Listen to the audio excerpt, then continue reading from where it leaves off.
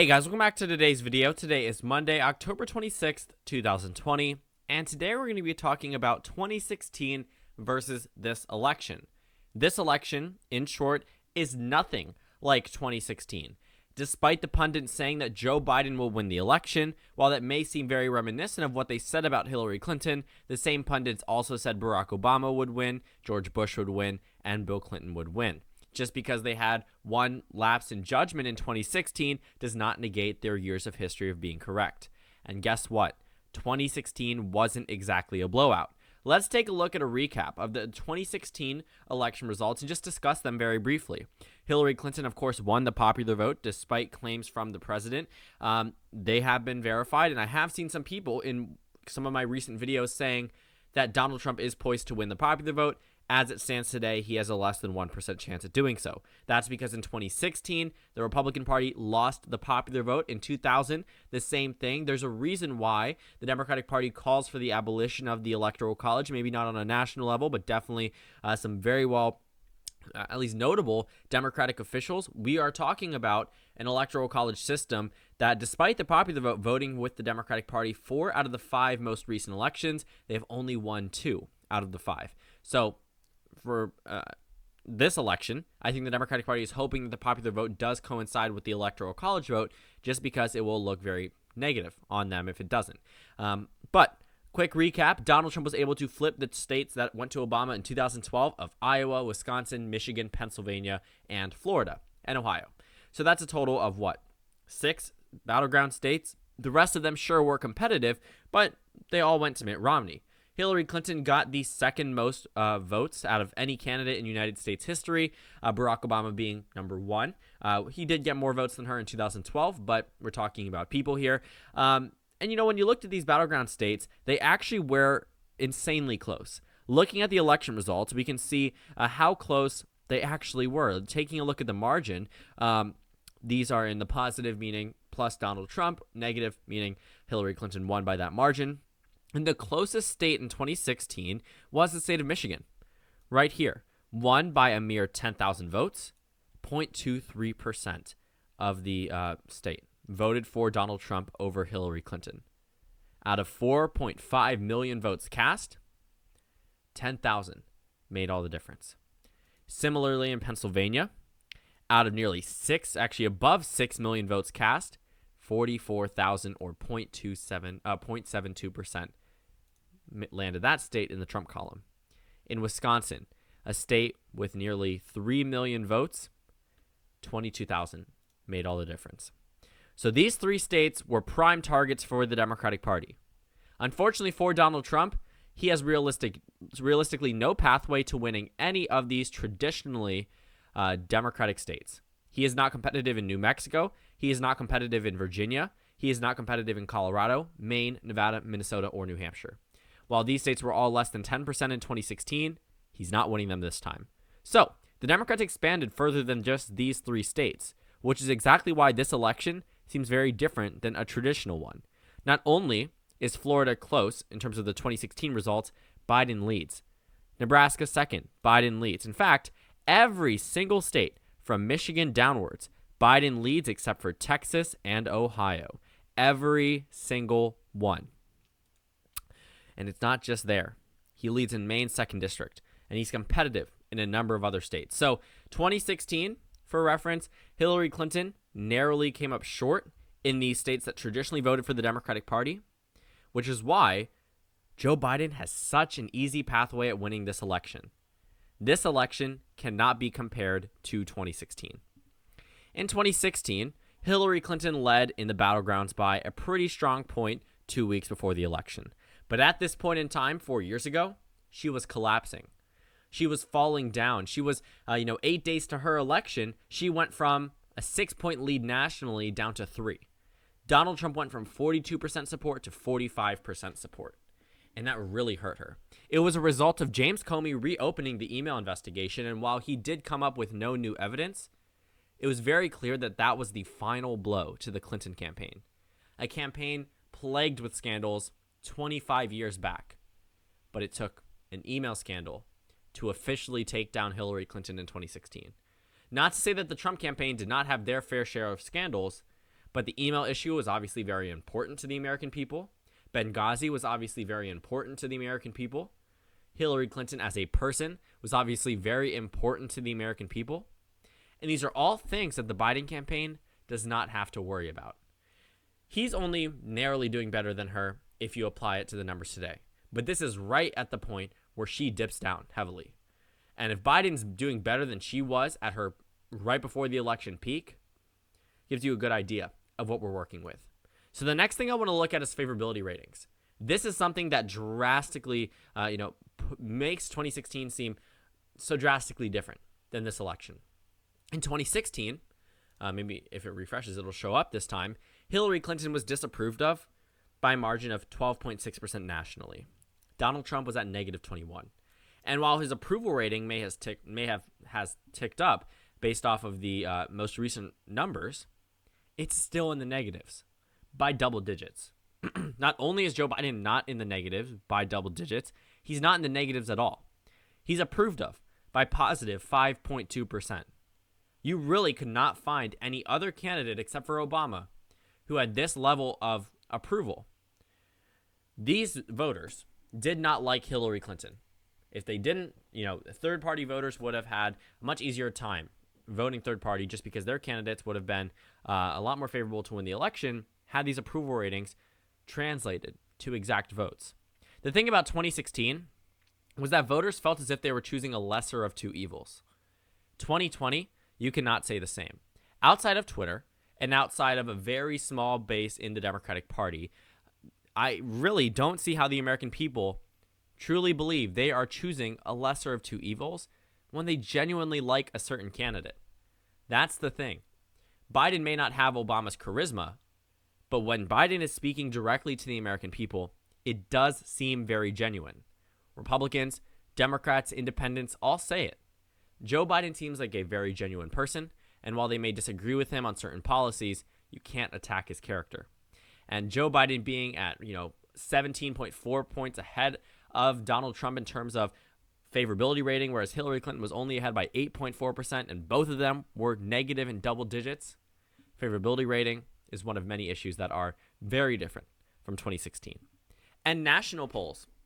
8 days before the election, Biden leads by 9.4%. In 2016, 8 days before the election, November 1st, Clinton led by 2.2%. On election day, she ended up getting a 1-point boost, was up 3.2%. But Biden is up today 9.4%. 9.4%. It's 0.1 away from being back to double digits. So when you take a look at Hillary Clinton's lead, well, throughout the campaign cycle, when we start from March all the way through November, she never once enjoyed a lead that Joe Biden has maintained over the past 3 weeks. The only time she came close was when she was up 11.4% in March 2016, but following that point, she has never reached 50% of the American electorate. And I want to just point out how much the polls actually changed between Trump and Clinton. Trump actually led Clinton at one point in time. He came very, very close. This election, we have not seen Trump lead once on the average, nor has he really come close. The closest he's been was within 3.4%. At that point, Trump was riding on a COVID-19 approval high. Other than that, he has never really led Biden significantly or come close at all. And the fact that Joe Biden has been able to enjoy a lead that Hillary Clinton was never able to get. Keep in mind, she finished on Election Day with 46.8% of American voters. Biden is at 52.3%. This is not a lesser of two evils election. Otherwise, third-party candidates would be doing much better than polling in the low 1%.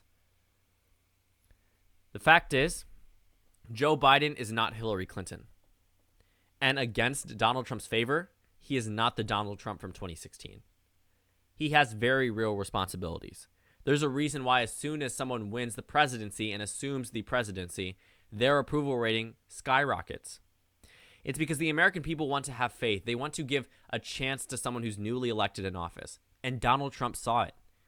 The only time period where Donald Trump was ever approved of throughout his entire presidency was January 2017. It lasted a week.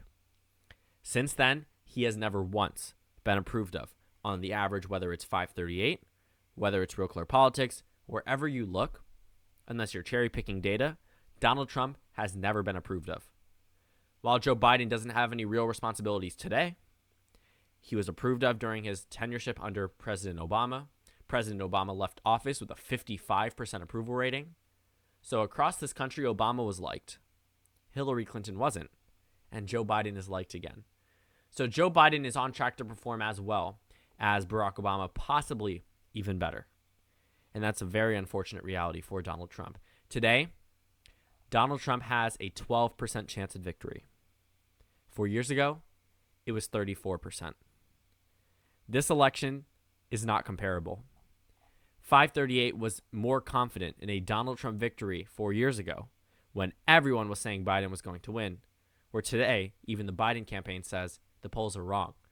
The Biden campaign obviously is doing that to make sure their supporters go out and vote. And what I've seen from, people who support Biden or, even support Trump, whenever there is a favorable number in direction of their candidate, Democrat and Republican alike, they say ignore the numbers and get out and vote. In 2016, the issue of Election Day was, how does Hillary Clinton involve Trump supporters into her White House? How will she move forward with this? The question that they're going to be asking on Election Day is who's going to win. It is not assumed. We don't know who's going to win the election. I have a very general idea. I'm sure many of you guys do, but a lot of us don't want to get burned. We don't want to be wrong about our prediction. It's essentially as if, the data would be fundamentally flawed. Now, if Biden is to lose this election, something really messed up. Because the data and the numbers prove that everyone should be a lot more confident in a Biden victory than what they put out. Democrats are not taking anything for granted this time around. Hillary Clinton didn't even visit Wisconsin once.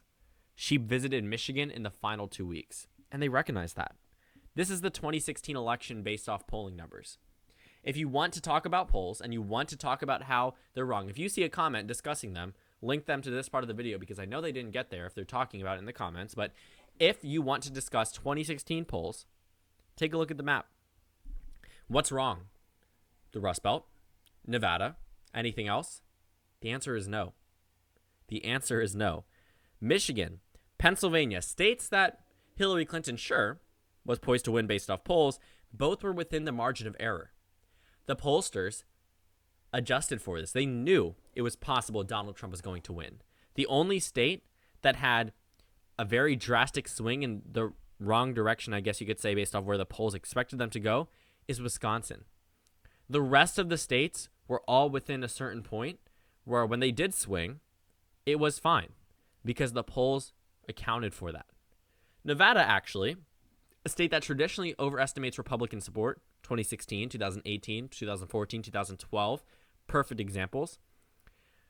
Donald Trump was poised to win Nevada.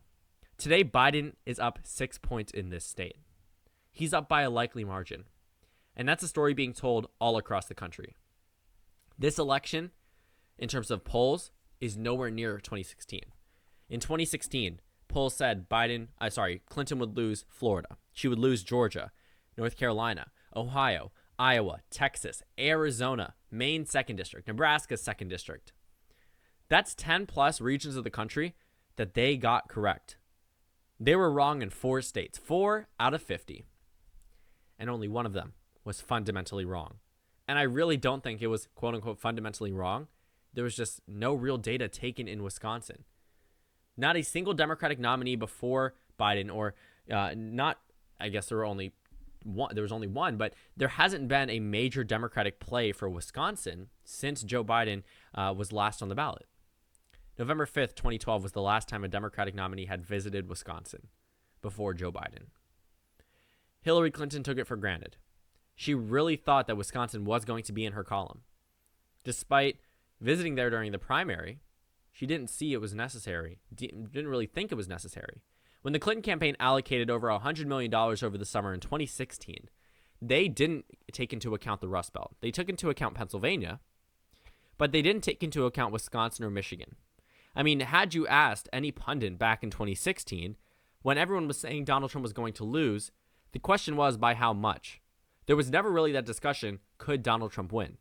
Because as we saw in the 2016 map, and this map in front of you, even if Trump was to win every single battleground state, with the exception of a handful, he would still lose the election, which is why it was so monumental and such a big and really devastating to the Democratic Party turnaround that he was able to put a crack in that blue wall. Not just one crack. It wasn't one state. It was all 3 states the Democrats so heavily relied on. But this is why they should be a lot more confident than where they were 4 years ago. This is the 2016 map based off polls, not too far off. This is the 2020 map. 357 compared to 272. 2 over versus 120 over. I mean, this is literally unprecedented. We have a candidate who is expected to do not 120 over. Ignore that. We have a candidate, Joe Biden, who is doing very well in every single part of the country. Take a look at the margins. Where Donald Trump led, Biden now leads. And the polls were fairly accurate, not fairly accurate, very accurate in a number of battleground states. Arizona almost to a T. Georgia almost to a T. Florida almost to a T. Everywhere you look, the correct winner was predicted except for 4 states.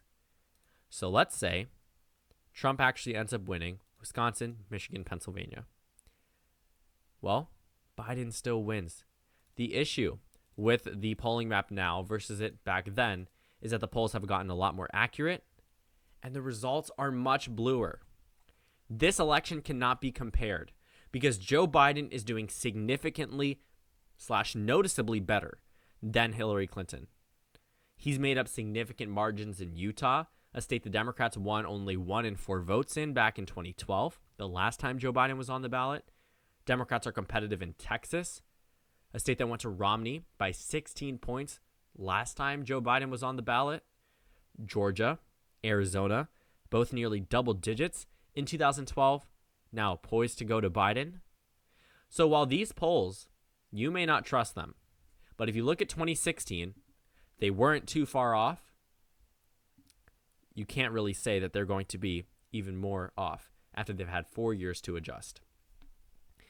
This is really the story of it all. This election has never been like 2016. There has never really been this media push that Joe Biden is going to win the election. The only people telling you that are Harry Enton, Steve Kornacki, John King, because they have the numbers in front of them. And they know that this election is not 2016. Outside of those groups, Democratic spokespeople, I guess you could say, are not exactly too confident in a Biden victory. But not because there isn't any data indicating that, not because internal polls are showing them down, but because they don't want to believe these numbers too early. But we are 8 days away. And as many times as I am going to see, wasn't this election or isn't this election like 2016, the answer is no. Whether you're looking at the amount of support for Biden in battleground states versus Hillary Clinton, whether you're looking at favorability ratings of 2020 versus 2016, whether you're looking at national averages, whether you're looking at an election forecast, no matter what data you're looking at, the map goes from 266 for Trump down to 181, 272 for Clinton to 357 for Biden. This is it all, folks. This outlines how much this country has shifted to the left with Joe Biden as the Democratic nominee. Trump goes from 4 away to 90 away. And that should be very, very scary for the Republican Party today. Because even if they want the polls to be as wrong as they were 4 years ago, Biden wins. In fact, he wins Texas, if that's true. Biden is liked a lot more. His debate performance may not be as stellar as Hillary Clinton's, but the Republican Party has painted Joe Biden as Sleepy Joe, as a candidate who isn't mentally there, senile, as they put it. The debate performance haven't indicated that. The DNC did not indicate that. Really, any other time that he's holding public rallies, it does not indicate that. And while he may be benefiting, as he was originally enlisted as a gaffe machine, because he does have a lot more pre-recorded speeches and he has a lot more planned out, a lot less planned out events, it doesn't really matter. the American people, for whatever reason, have grown to like Joe Biden as a person, number one, and as a candidate, which is exactly why Hillary Clinton, lost the election. The American people, while may not have approved of Donald Trump, liked him as a candidate. They thought he would be a better president than her, which is exactly why he won the election. But now they like Joe Biden, and they think he will be a better president. No matter where you look in this country, Donald Trump is not doing well. Even if we adjust it based off 2016, Biden still wins. So no, this election is nowhere near 2016. And really, I know I'm going to see countless comments, even flooding this video, saying, oh, what about 2016? Well, feel free to watch the 20 minutes of this to discuss that, because this election cannot even be close. So thank you guys so much for watching this video. Make sure to comment down suggestions below. Subscribe on the left if you haven't already, and check out the Instagram and Twitter. At the bottom left of the screen, there's also a Discord link for you to join. On the screen, there's a video you can watch, and then a playlist for my 2020 election predictions. Again, thank you guys so much for watching this video, and I will see you all tomorrow.